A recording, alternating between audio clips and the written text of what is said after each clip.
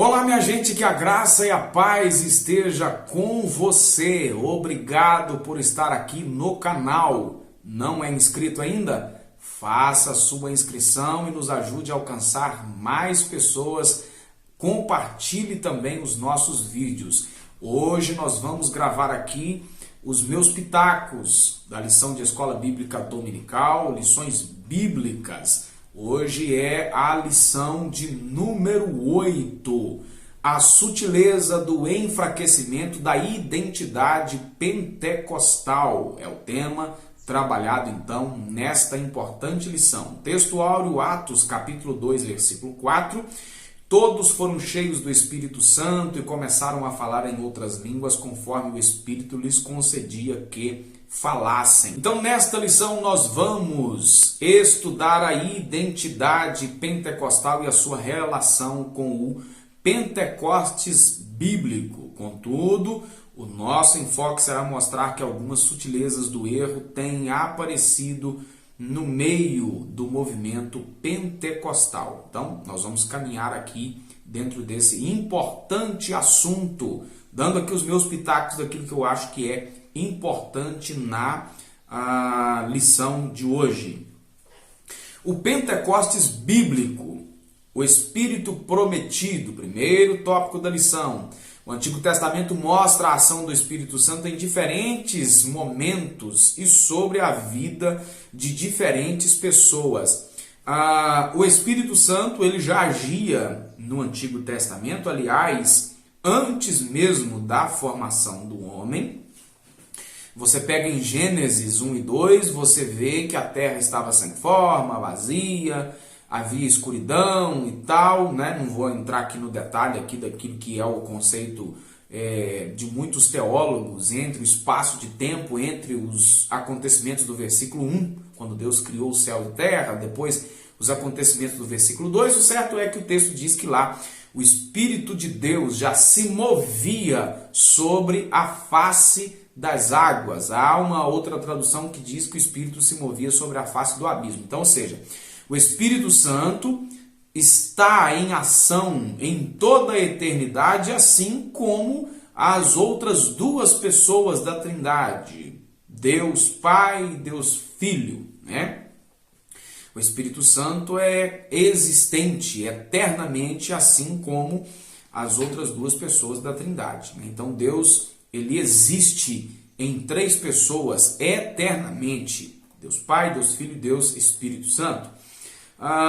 De outra forma, ou de forma mais específica, né, do que nós estamos habituados nessa dispensação, podemos assim dizer, o Espírito Santo na antiga aliança ele atuava na vida de pessoas específicas, como por exemplo sacerdotes, reis e profetas para missões específicas, né?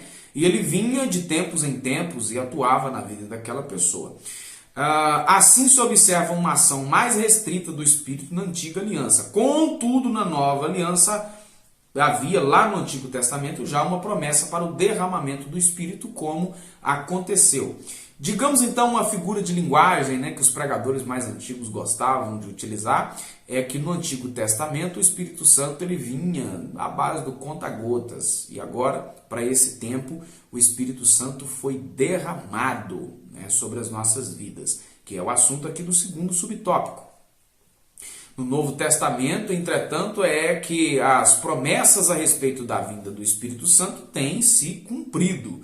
O profeta Joel profetizou lá, Joel 2, 28, né, sobre o derramamento do Espírito de forma copiosa, extraordinária. E essa promessa teve o seu fiel cumprimento no dia de Pentecostes, né, fazendo essa associação aí de pentecostal, né, por causa do derramamento do Espírito, mas isso aí acabou fazendo uma referência aí, porque o Espírito foi derramado no dia da festa de Pentecostes, né, lá para o povo judeu. Diferente do Antigo Pacto, no qual apenas pessoas específicas e ocasiões específicas, agora todos que creem passam então a ter o privilégio de ser usados por Deus, pelo Espírito Santo, de alguma maneira, certo? Aqui para o segundo tópico da lição, o distintivo pentecostal da nossa igreja é o tema do segundo tópico. Vamos lá. Agostinho de Hipona introduziu na igreja um erro doutrinário de que os dons haviam cessado. No entendimento dele, os dons de fato existiram, contudo haviam sido restritos ao período apostólico. Esse ensino moldou o catolicismo medieval e mesmo com o advento da reforma protestante, a reforma luterana, os reformadores não conseguiram se desvencilhar dessa ideia. O movimento pentecostal, então, surgiu posteriormente como uma resposta a esse desvio doutrinário. Qual que é o desvio doutrinário? De que os dons eram algo restrito aos dias apostólicos, né? Ou seja, essa linha aqui, usando termos teológicos, é chamado de cessacionista, né? Ou seja, que os dons cessaram, se limitaram ao período apostólico. Os pentecostais não somente creem que os dons estão vigentes na igreja, como os exercem. Então, ou seja, as igrejas, mesmo com a reforma protestante, né, os reformadores não conseguiram tirar essa ideia, né, que foi uma ideia que surgiu com Agostinho, predominantemente pregada pela igreja católica, e que na reforma isso não conseguiu ser jogada para baixo, essa ideia, né, não conseguiu ser derrubada. Posteriormente a isso, né, mas não quer dizer que em termos gerais, não quer dizer que deixou de existir pessoas sendo usadas em alguns dos dons, mas aqui quer dizer que em linhas gerais, né, o assunto predominante é que cessaram os dons. Então, nós temos alguns movimentos pentecostais durante a história, como por exemplo, o movimento de avivamento, conhecido, né, nos Estados Unidos como avivamento da Rua Azusa, que dali aquela chama, né, se espalhou para muitas outras nações, inclusive para o Brasil, né? Então, as igrejas de linhas pentecostais, de linha renovada, creem na atualidade dos dons espirituais e exercem os dons espirituais, certo? Tem aqui um segundo subtópico desse segundo tópico, que é uma linha da Assembleia de Deus e de muitas igrejas pentecostais. Aí aqui o comentarista colocou o seguinte: a Declaração de Fé das Assembleias de Deus de 1916 afirma que o batismo dos crentes no Espírito Santo é testemunhado pelo sinal físico inicial de falar em outras línguas conforme o Espírito de Deus lhes dá capacidade de falar. Então, ou seja, nós temos aqui uma declaração de fé, eu não sei se essa foi a primeira, talvez, né? A igreja a Assembleia de Deus estava em fase de organização, seu fundamento em 1911. E aí o autor aqui coloca ainda no conteúdo, e eu vou fazer minhas ponderações depois. Contudo, nos dias atuais, esse ensino tem dado sinais de enfraquecimento. Qual que é o ensino? De que os crentes são batizados com o Espírito Santo, tendo como sinal inicial falar em línguas. E aí ele diz o seguinte, que por conta de ensinamentos sutis que negam a doutrina das línguas como evidência inicial do poderoso batismo pentecostal. Então, ou seja, ele está dizendo que esse ensino tem demonstrado enfraquecimento porque tem gente ensinando diferente, né? E, na verdade, o que acontece nisso aqui? A Assembleia de Deus e a maioria das igrejas pentecostais ensinam que o falar em línguas é a evidência única do batismo no Espírito Santo. Existem outras linhas, e é a linha que eu creio, que a manifestação de qualquer um dos dons indica sinal do batismo com o Espírito Santo.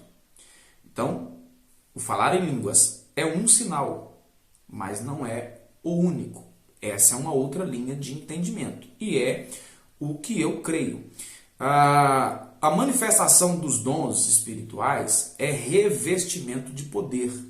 Para quê? Fica claro, Atos capítulo 1, versículo 8. O revestimento de poder é para que a igreja então pudesse ter ousadia, coragem para ser testemunha. Né? Então, o falar em línguas e a manifestação de qualquer um outro dom espiritual indica esse revestimento de poder. Logo, então, o revestimento de poder é o batismo no Espírito Santo. Né? Então, essa ideia aí de que a evidência física demonstra sinais de enfraquecimento não é por causa de sutil ensinamento. Né? É porque as pessoas vão colocando a cabeça para funcionar, vão pensando melhor, vão surgindo outros ensinadores e que vão mostrando o seguinte. Paulo diz que o menor dos dons é o falar em línguas. E por que algo tão poderoso como é o batismo com o Espírito Santo, aliás, o revestimento de poder, teria o menor dos dons como única evidência? Então essa linha é o seguinte, a linha defendida pela Assembleia de Deus, pela denominação, é de que o sinal único é o falar em línguas. Uma outra linha, a manifestação de qualquer um dos dons indica batismo com o Espírito Santo. Repito, é uma linha que eu também creio. Para o tópico 3 da lição, né? Antes de seguir para o tópico 3 aqui, a meu ver não importa se é falar em línguas, se é a manifestação de qualquer um dos dons. O que importa é crermos que o Espírito Santo atua em nós de maneira poderosa para continuar fazendo a sua obra. Esse que é o ponto mais importante nisso.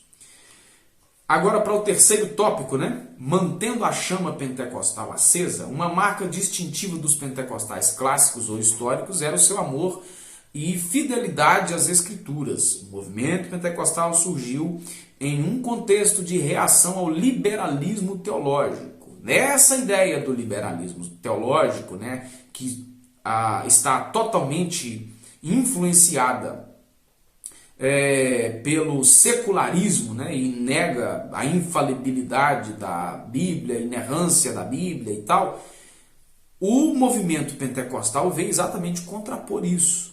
Para os pentecostais, a Bíblia é a inerrante e infalível palavra de Deus. Ela não muda, não precisa ser atualizada. Nela é que nós recebemos todas as diretrizes para a nossa vida. Então, ou seja, as igrejas pentecostais, as igrejas renovadas, as igrejas que creem nos dons espirituais, já que o assunto aqui é exatamente esse, tem a Bíblia como regra única de fé e prática. Tendo a Bíblia então assim, nós cremos que ela é inerrante, ou seja, ela não erra, e nós cremos que ela é infalível, ou seja, ela não fale, certo? Ela não está sentenciada ou está sujeita à falência. Como nos dias do profeta Samuel, em que as visões não eram frequentes, assim, lamentavelmente, também os dons, muitas vezes, parecem ter se tornado algo raro, até entre os pentecostais.